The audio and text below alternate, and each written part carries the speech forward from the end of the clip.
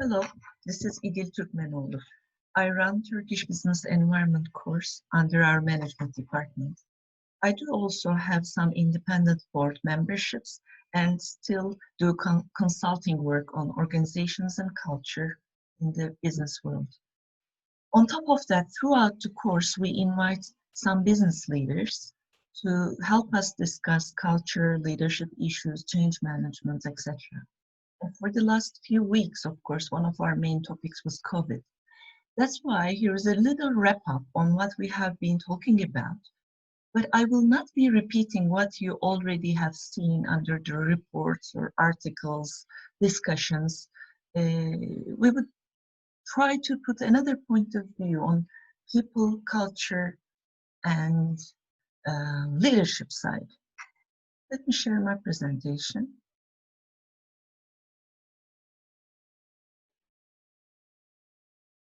So this crisis was different because it didn't start as a financial crisis. It is a real disruption and started in communities, not at work. So even for multinational companies, this was not in contingency plans. Here's a chart I like. It's from McKinsey. They published this on probably in mid-March. It shows when the opening will start. As we observe, the second base case is happening, and probably consumer confidence will return after the summer. This is from LinkedIn. In January and February, LinkedIn main discussion topics, hashtags were marketing, leadership, business, and in the beginning of March, it turned to coronavirus, COVID. So it was like a real shock to all business and economy area. And even the conversations in LinkedIn has changed. Many sectors were affected on a global scale. Some are recovering. And here is this Turkish timeline. The very first case of coronavirus was announced on March 11th, and schools were vacations just after that. So we are talking about almost a 6-7 week process. But even then, if you look at Google Trends, again, gold, Russia, and dollar was one of the main topics Turkish people are searching on Google. When this first happened here, and actually all over the world, but if we're talking about March, when it first happened, the companies had three main focus: employees, purpose, and business continuity. They started off with employees, of course, and they just wanted to take actions for health and safety of employees, and they tried to create rules and procedures for distant working. The second focus right after that was the purpose. They were like, we should do something for the society, but what? And also business continuity came into the minds of CEOs. But it happened really a few days later. In terms of purpose, we have seen various ways of support in companies. Some of them directly funded, like before our president started the campaign, companies like Yemek Sepeti donated direct money. Some companies just wanted to share their service and own expertise, like delivery companies delivering to frontline workers. Some companies just wanted to create new service, new solutions, using their own setup. like some perfume companies producing hygiene material, or textile companies making masks. Some companies directly supported the frontline workers, like hospitality industry. They shared their rooms with doctors, medical personnel. Some companies went on to NGO partnerships, like they supported some NGOs, like domestic violence work, and tried to join the relief efforts. Some companies focused on purpose through their employees. They wanted to give extra services to employees, like extra insurance, health benefits, psychological assistance, etc. And some business leaders just showed personal initiatives, like they donated their salaries to the cause. There have been many communication mistakes as well throughout this purpose support time. By trying to give a quick response, some companies used their employees for giving messages, but then they had to dismiss those employees. This is a representative war room plan from Bain & Company, which I really like. From day one, they suggested to create a war room to discuss employees, consumers, business, and how to be offensive, not just the defensive kind of way of working. This is another one from Bain Company. It's a CEO checklist. The main focus was, of course, protecting the employees and customers. And of course, the second issue for every company was this P&L, cash management problem. The revenue declines. They tried to stabilize the operations to new normal, especially in supply chain. Then cost-cutting measures were planned. And now they're in the phase of regaining market. But the thing is, cost control means, of course, measures related to employees. And I observed the companies had many, many plans for that, from plan A, plan Z.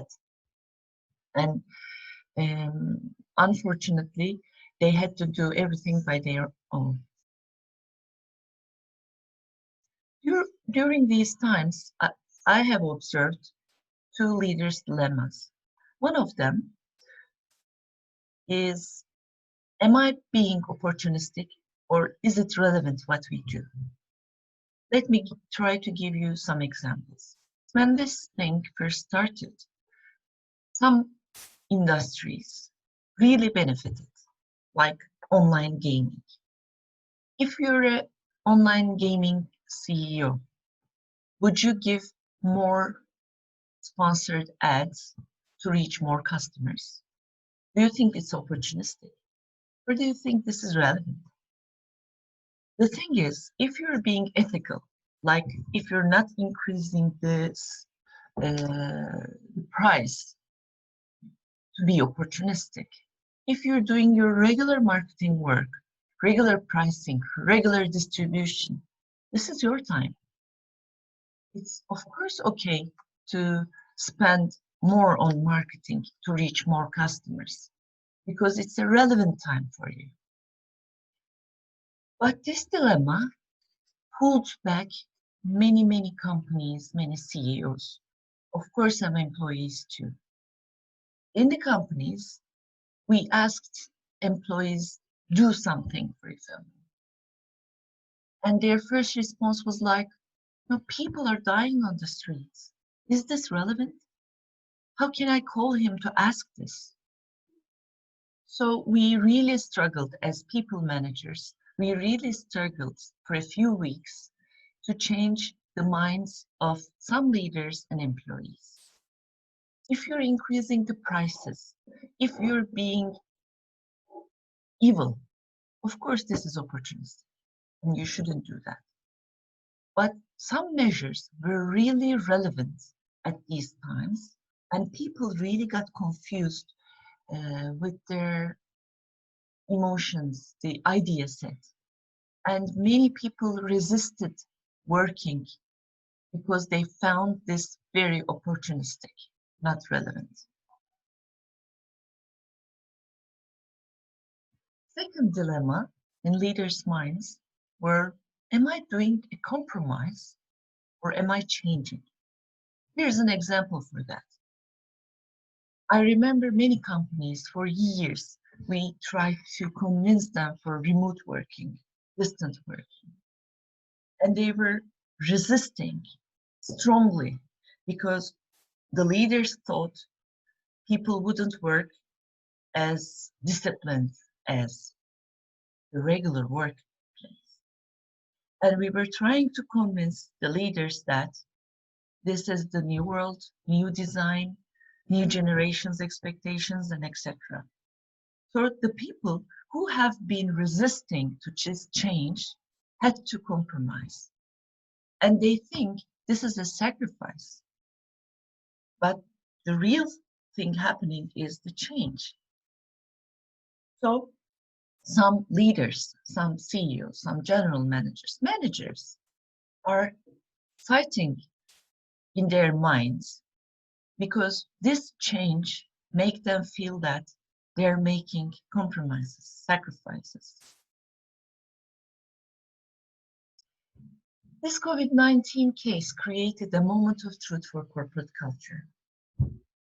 Corporate culture is guided by the purpose and values, as you well know, and it's the behaviors at a scale, but it was put in test by this crisis.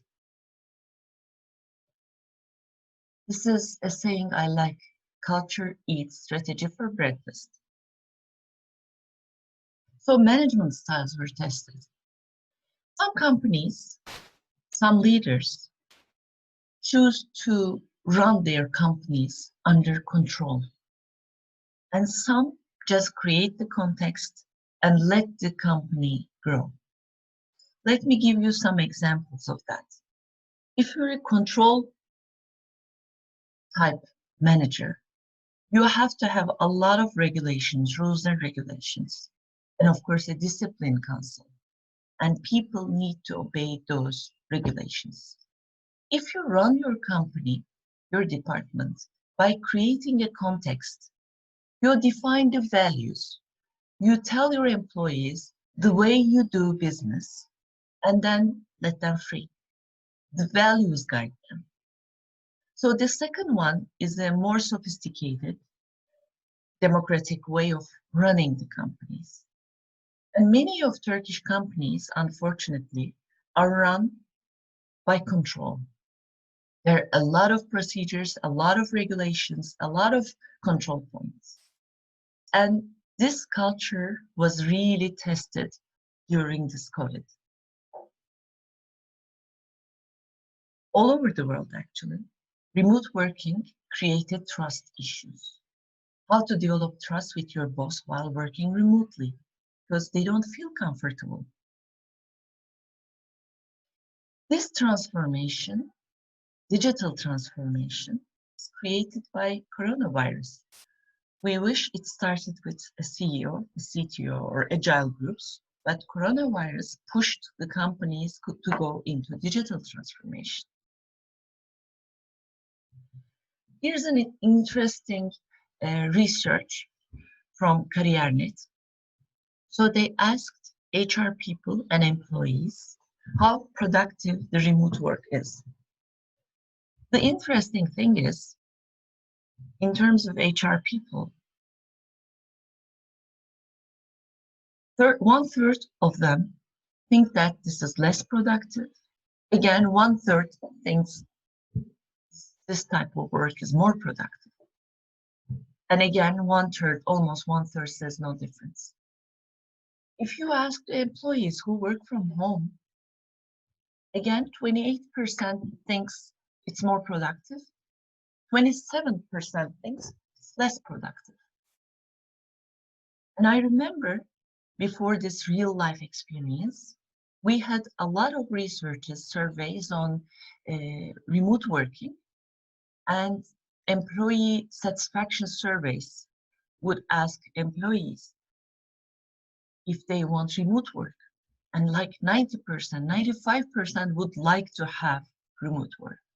When it really happens, only 1/3 is happy.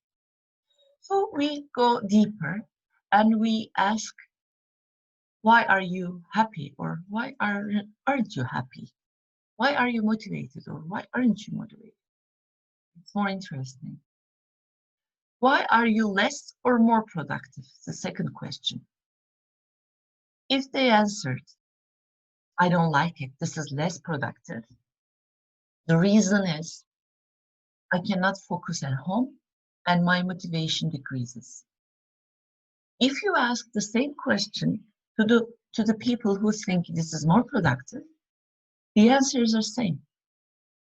So this is one learning again about corporate culture, organizational behavior. You cannot make everyone happy at the same time. And I have never been fond of employee satisfaction surveys because I always thought the method defines the answer. So I hardly trusted them. And this is one of the reasons why I don't trust employee satisfaction surveys, the way the questions asked. Because many employee satisfaction surveys show that employees want remote work. When it really happens, again, the same number of people don't like it or like it, and the reasons are the same. So what's next? Once in a lifetime events like coronavirus can create paradigm shifts that reshape the work and consumer patterns for years to come. I'm going to share one slide I really liked. It's from BCG. Crises often lead to long-lasting changes. And there are great examples, 3 great examples. So this crisis brought attitudinal shifts to us. We will discuss a little bit later. But these crises bring new policies, new ways of working, and new consumer behaviors. For example, after 9/11, aviation security got stricter. And probably after this crisis, health and safety in hospitality and retail will change. New ways of working were introduced after World War II. Women joined the workforce. Now we started remote work, and elderly and young people joined the distant work. New consumer behaviors will be seen after SARS, e-commerce increased. Now we see some industries coming up that I will show you in a few slides. Here, this is the potential implications of spending more time at home. Again, it's from BCG. Just one change, like time at home, increased time at home, has changed these industries. We can give more examples on other shifts, like public transportation will decline because we want to spend our time alone during the transportation. We would like to have social distance. This will change other industries as well. So just focus on spending more time at home. So working from home, eating at home, entertainment, travel, digital coordination has changed some industries in a positive way and changed some in a negative way. The red boxes here you see is the decline. So home office spaces will get more importance. So the decorations, the equipment, the paint, the carpentry will come up. Or eating at home will change some other industries. Entertainment has changed, and we will have hard time with live entertainment. Assembly, people would like to get assembled again, but it will take some time for theaters and for cinemas, concerts. And of course, travel. Travel has changed to local tourism. Probably you've seen in the news a few days ago. As China is coming back, local tourism just went boom. So people would like to travel, but they will have tourists from near. During these times, doing nothing is not an option. This is great news because 14% of companies grew both their top and bottom lines during recent economic downturns. And this is true across all industries. And basically, the best time to grow differently is when aggregate growth is low. So what to do to grow? We have to continue to invest. We know that brands can grow in distressing times. And after Great Recession, these companies grew. This is their Ipsos search. And today, we have seen many industries growing and changing in this time. So in order to shape the day after, we have to accept the change, and expect the change and look ahead. Because organizations tend to become myopic at these times of under threat. And what next, and with what consequences and opportunities we have to discuss. Remember the war room I showed in the first slide. The war room needs to work. We need to democratize our organization. Like we need to relax. This control freakness will not help. And leaving control is not compromise. It's just a change. So we need to be relaxed and trust employees. We need to focus on granular data. This one I like, because if you work on aggregates, averages, and statistical data, you can miss some little points. And there are little movements, little signs in numbers in every organization. So they will show us the points to grow, the points to change.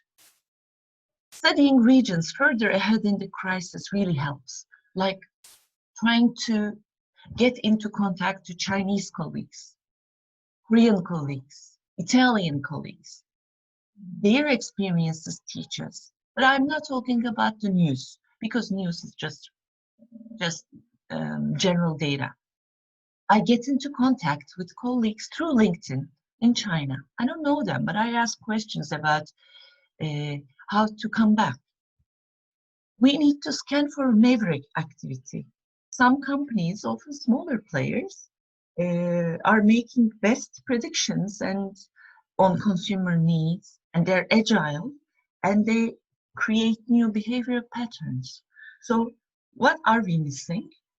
From our place, we cannot decide on the appropriate decision. So we need to scan for little activities in the industry. We can decide on the appropriate response to threats. Maybe we ignore them, we investigate further, or we act with high priority. So maintaining growth and hope orientation, resilience is a great pillar. This is another topic, but I suggest you to learn optimism. Like we learn helplessness, we can learn resilience and optimism. We also need to push entrepreneurship. People will find the right solutions for their own subjects. So let your company free, let your employees free, and let them find solutions. These are the early 12 lessons from China's response. They looked ahead and constantly reframed the efforts. We have to have an adaptive bottom-up approach, as we discussed. Proactively create clarity and security for employees. This is a never-ending process. At the very first days, our employee health and safety issues were different. Now coming back to offices, we have different issues. So this health and safety and security for employees and consumers, customers, is a never-ending process. Labor flexibility is one focus. Sales channel mix, shifting, like digital sales, increasing e-commerce, is one of the things we learned really hard during these times. Social media, using it smartly for employees and partners is also important. But remember, in Turkey, in control-freak companies, social media usage was banned. You cannot find the change. It's zeitgeist, and you need to change that too. And we had to prepare faster, and we will need to get ready for the new waves of threats like that. Different recovery speeds are observed in different sectors. This will happen here too. We had to look for opportunity amid adversity. We need to adapt our recovery strategy by location. From location to location, responses change. And Turkey is a big country. We need to have different measures in different locations. Innovation, rapid innovation, agility, and new consumption habits should be observed really well. We will see increased interest in making sustainable choices. In China, we saw that. Even in Turkey, it just started. Our people's attitudes towards sustainability is increasing. They will look for more organic products. We will see more increased concern about pollution, protecting nature, and own health and safety. Now, here in Turkey, as of May 6th, we are working on recovery readiness, reopening our workspaces, and how to do it safely. We will start with 50% of the employees first in many companies, and until the mid of January, probably, this reopening process will go on. This is one example from Toyota. People, companies, consultants are preparing guidelines for recovery, going back to work. And this is one example from Toyota. For example, food at canteen, a cafeteria. Before, people were sitting side by side and opposite each other, and they were standing close to each other while taking food. New normal is designed by sitting alternative seats, standing one arm distance, and etc. What's happening in public transportation will happen in our cafeterias, classes, and key points will be taught to employees. All health and safety trainings will be repeated in a different way. This is one slide I really like. It's hopeful. LinkedIn's hiring rate shows early insight into how the labor market is responding and what might lie ahead. And as you see here, the light blue bar or line, China is going up. And when this thing first happened in February, job market declined, but it was just the 50% hiring rate was less 50% compared to last year. So although recruitment rates slowed down, it never stopped. So this is a good opportunity for new graduates. We should be hopeful to find jobs, because even in China, even in the worst case, only half of the market just dropped.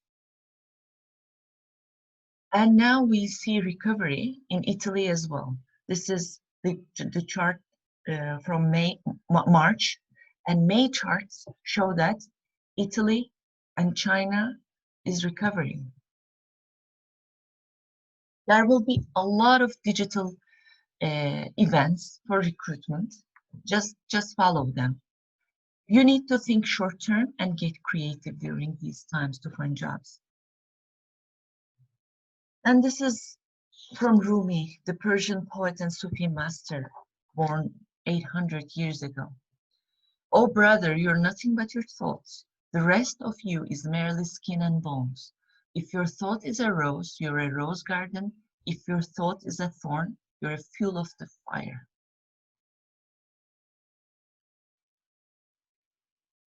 Kardeşim sen düşünceden ibaretsin. Geriye kalan et ve kemiksin. Gül düşünürsen gülistan olursun. Dikenlik düşünürsen dikenlik olursun. So our attitude shapes behavior, what Rumi said. What do I want to be during the COVID? You can choose to be in the fear zone, or learning zone, or growth zone. If you find yourself in the growth zone, you should spend this time to make your talents available to those who need them. Live in the present, focus on the future, be resilient, look for a way to adapt to new changes. And this is true for companies as well. Some companies we observe, they're in the fear zone. Some are learning and some are growing. And here is one final thought. Certainly, there are complex layers as to why some countries are performing better or not. But isn't it worth exploring whether or not female leadership or lack of female leadership is a factor in the success? This is a great article, and of course, a previous study on Harvard Business Review in 2019 found out that women outscored men on 17 of the 19 capabilities that differentiate excellent leaders from average or poor ones. Women are rated as excelling in taking initiative, acting with resilience, practicing self-development, driving for results, and displaying high integrity and honesty. In fact, they were thought to be more effective in 84 of the competencies that we measure. Yet, women account fewer than 7% of the world leaders, 24% of politicians, and fewer than 5% of Fortune 500 chief executive officers. So, this is a question in mind. Does COVID-19 prove women are best suited for leading in crisis? Well, it's a final food for thought. I thank you and hope you stay safe. See you around.